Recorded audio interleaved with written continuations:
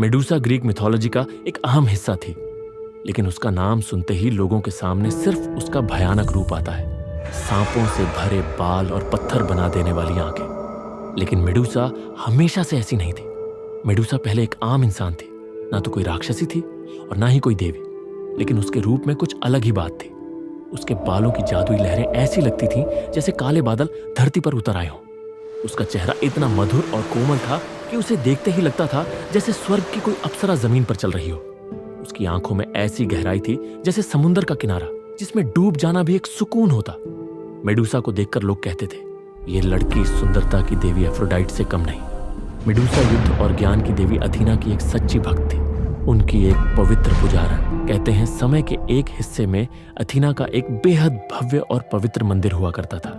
वहीं की पुजारन थी मेडूसा। हर सुबह वो मंदिर आती, दीप जलाती, फूल चढ़ाती और पूरे मन से देवी की आराधना करती थी। उसका जीवन भक्ति, नियम और पवित्रता में डूबा हुआ था। हर किसी की नजरों में वो सिर्फ एक सुंदर लड़की नहीं, बल्कि एक आदर्श पूजारन थी। लेकिन अथीना की पूजा करना सिर्फ एक सम्मान नहीं था, ये एक कठोर जिम्मेदारी भी थी। देवी अथीना का एक सख्त नियम था, जो भी उनकी पुजारन बनेगी उसे जीवन भर कुंवारी रहना होगा। ना प्रेम, ना किसी पुरुष से कोई संबंध। पूरी जिंदगी बस भक्ति, सेवा और संयम में बितानी होगी। और अगर किसी ने ये मर्यादा तोड़ी तो उसे भुगतना पड़ता था एक ऐसा श्राप जो किसी मृत्यु से भी ज्यादा भयावह होता।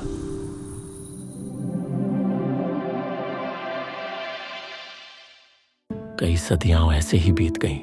मेडूसा हर रोज सच्चे मन से देवी अथीना की पूजा करती रही। वो हमेशा उनके नियमों का पालन करती थी, एक सच्ची और पवित्र पुजारन बनकर। लेकिन समय के साथ वक्त ने अपना खेल शुरू कर दिया।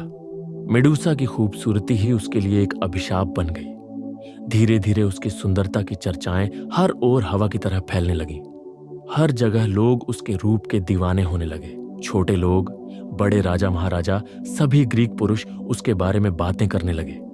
अब लोग मंदिर में देवी अथीना की पूजा करने नहीं, मेडूसा को देखने आने लगे थे। उसकी एक झलक पाने के लिए लोग मंदिर के बाहर मंडप तक खड़े रहते।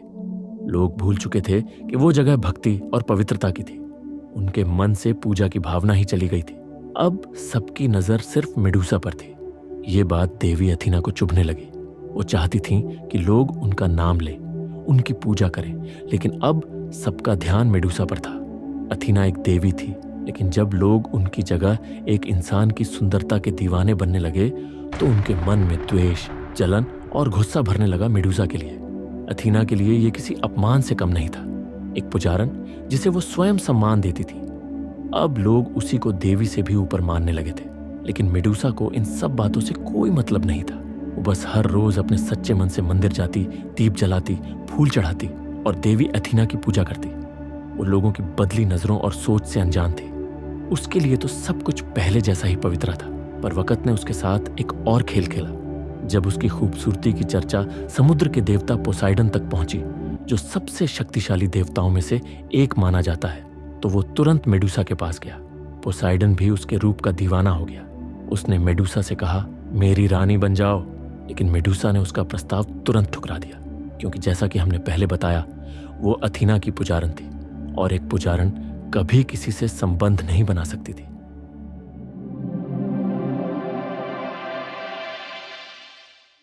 वक्त बीतता गया और पोसाइडन बार बार मेडूसा के पास आता रहा, उसे मनाने की कोशिश करता रहा, लेकिन हर बार मेडूसा उसे साफ इनकार कर देती। वो अपने व्रत, अपनी मर्यादा और अपनी देवी अथीना की भक्त थी। उसके लिए प्रेम से बढ़कर थी उसकी आस्था। लेकिन पोसाइडन एक देवता था और देवताओं का अभिमान अक्सर इंसानियत को कुचल देता है। मेडूसा का हर इनकार उसके घमंड पर चोट बनता गया। आखिरकार पोसाइडन का क्रोध फूट पड़ा और उसने वहीं देवी अथीना के पवित्र मंदिर में मेडूसा के साथ जबरदस्ती कर डाली। मेडूसा टूटी हुई थी, उसकी आंखों में आंसू थे, आत्मा में आग थी और दिल में सिर्फ एक उम्मीद कि उसकी आराध्य देवी अथीना उसका साथ देंगी। लेकिन अथीना ने उसे ना समझा, ना उसकी रक्षा की, बल्कि वो एक अजीब सी दूरी बनाकर मौन खड़ी रही, जैसे मेडूसा अब उनके लिए पराई हो गई हो। कुछ लोग कहते हैं अथीना के मन में पहले से ही मेडूसा की सुंदरता को लेकर एक तरह की जलन थी।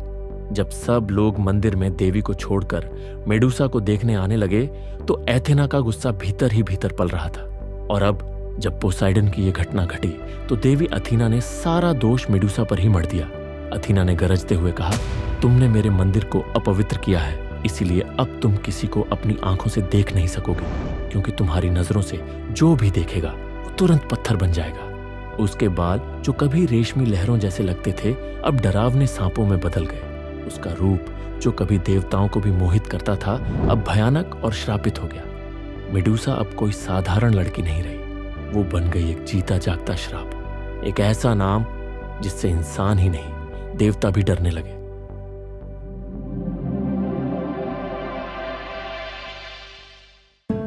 अथीना के श्राप के बाद मेडूसा अपनी पुरानी जिंदगी से बिल्कुल अलग हो गई। उसे अब किसी मंदिर में जगह नहीं थी, ना समाज में, ना इंसानों में, ना देवताओं में। लोग अब उसे देखकर पूछते नहीं थे, डरते थे। जो भी उसकी आंखों में देखता पत्थर बन जाता। इसीलिए मेडूसा ने खुद को दुनिया से अलग कर लिया। वो चली गई एक सुनसान और डरावनी जगह पर, जिसे कुछ लोग सार्पेंटाइन आइलैंड कहते हैं, तो कुछ लिबिया के घने जंगल, जहां कोई जाता नहीं था, क्योंकि वहां सिर्फ मौत का साया था। वहीं रहकर मेडूसा ने अपनी सारी उम्र अकेले बिताई। ना कोई साथ, ना कोई पूजा, सिर्फ तन्हाई, दर्द और वो श्राप जिसे उसने मांगा नहीं था, लेकिन फिर भी पूरी उम्र भुगता। जो लड़की कभी सुंदरता की मिसाल थी, जिसकी तुलना कभी एफ्रोडाइटी जैसी देवियों से की जाती थी, अब वो डर का प्रतीक बन गई थी। मेडूसा अब सिर्फ एक नाम नहीं थी, वो बन चुकी थी एक रहस्य, एक त्रासदी, एक ऐसी कहानी जिसमें नायिका खुद अपने भाग्य की शिकार बन गई थी।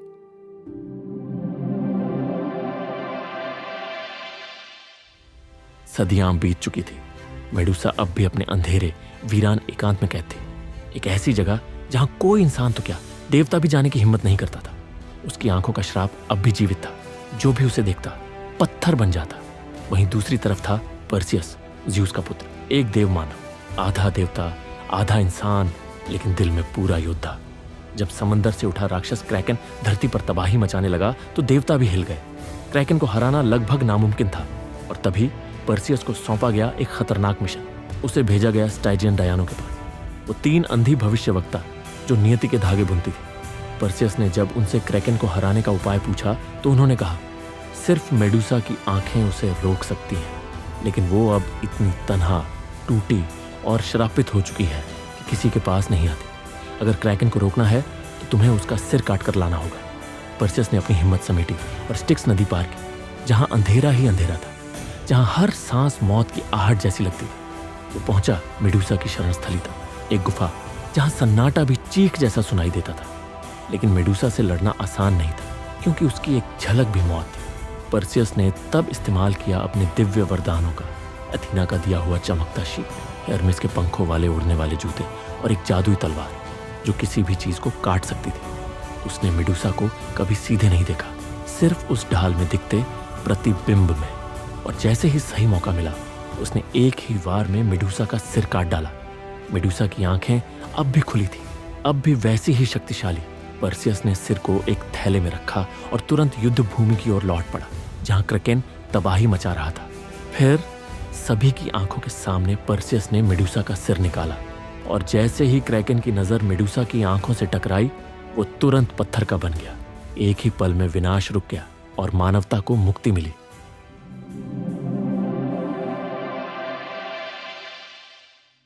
क्रैकन की हार के साथ युद्ध तो खत्म हुआ, लेकिन मेडूसा की कहानी नहीं। पर्सियस जानता था कि मेडूसा की आंखों में अब भी वही दिव्य शक्ति छुपी है जो जीवन और मृत्यु के बीच की रेखा मिटा सकती है। इसलिए वो मेडूसा का सिर लेकर लौटा और उसे सौंप दिया उसी देवी को जिसने उसे श्राप दिया था, युद्ध और बुद्धि की देवी।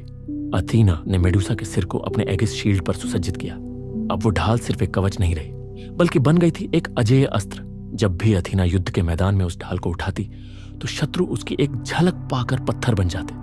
मेडूसा की आंखों की शक्ति, जो कभी उसके जीवन की सजा थी, अब एक देवता की सबसे बड़ी ताकत बन गई थी। कभी जो लड़की देवी की भक्त थी, जो खुद एक पूजनीय आत्मा थी, आज उसका अस्तित्व एक हथियार में कैद था। मेडूसा अब भी जिंदा थी, पर एक सिर में बसी हुई शांति नहीं, सिर्फ इस्तेमाल के लिए।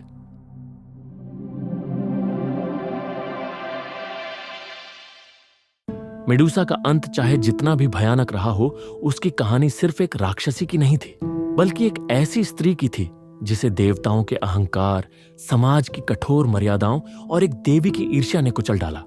मेडूसा कोई खलनायिका नहीं थी, वो एक बलात्कृत सत्य थी जिसने सिर्फ अपना धर्म निभाया, एक सच्ची भक्त बनकर जिया।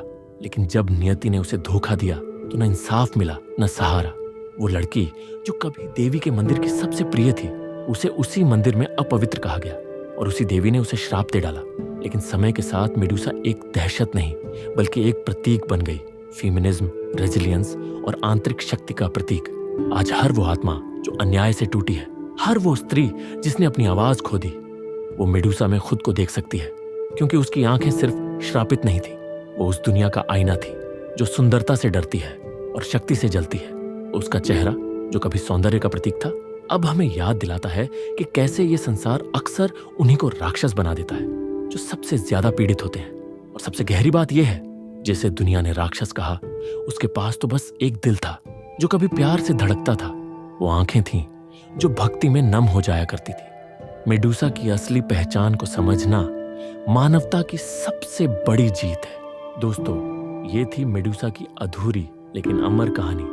अगर ये किस्सा आपके दिल को छू गया हो तो नीचे कमेंट करके अपनी राय जरूर साझा करें।